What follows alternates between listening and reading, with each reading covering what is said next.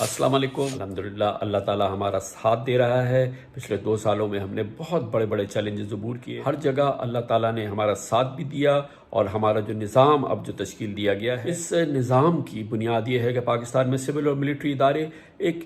مثالی اشتراک سے، امتزاج سے، پیار سے اور اتحاد سے ایک دوسرے کے ساتھ جڑ کے کام کریں۔ ایک بہت ہی مضبوط ٹیم وزیر اعظم عمران خان لیڈ کر رہے ہیں، اور اس کے ساتھ اس ٹیم میں ان کے ساتھ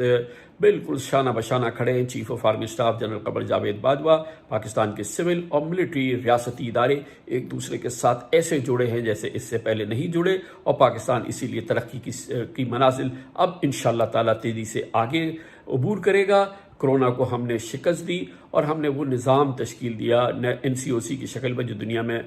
جو ایک مثال بن گیا ہے، اور اس کی وجہ یہ ہے کہ سول اور ملٹری ادارے مل کے ایک دوسرے کے ساتھ آگے بڑھ رہے ہیں، چاہے کرونا کا نظام ہو جسے کہ جنرل حمود الزماں نے لیڈ کیا، چاہے اب ٹڈی دل سے مقابلہ کرنے کے لیے جو ہم اپنی فصلوں کو بچانے کی کوشش کر رہے ہیں، اس کے لیے جنرل معظم اعجاز ایک پورے ہماری قومی ایفرٹ کو لیڈ کر رہے ہیں۔ ہماری جو قدرتی آفات آتی ہیں، جو ہمارے مسائل ہیں، اس سے نبرد آزما ہونے کے لیے جنرل محمد افضل ہماری پوری قومی ایفرٹ کو لیڈ کر رہے ہیں۔ سی پیک کو ہم کامیابی سے آگے بڑھائیں۔ سی پیک ماشاءاللہ بہت تیزی سے اب آگے بڑھ رہا ہے، اور مزید اس کی رفتار میں تیزی آئے گی۔ جنرل عاصم باجوہ اس کو لیڈ کر رہے ہیں۔ اس کے علاوہ پہلی بار ہم نے دہائیوں میں ماشاءاللہ وابڈا میں کے تحت ہم نے آبی وسائل سے اپنا پہلا ڈیم بنانا شروع کیا ہے۔ تربیلا منگلا کے بعد پہلی بار ہوا ہے دیامر بھاشا ڈیم، جنرل مزمل حسین اس کو لیڈ کر رہے ہیں۔ وزیر اعظم کے ساتھ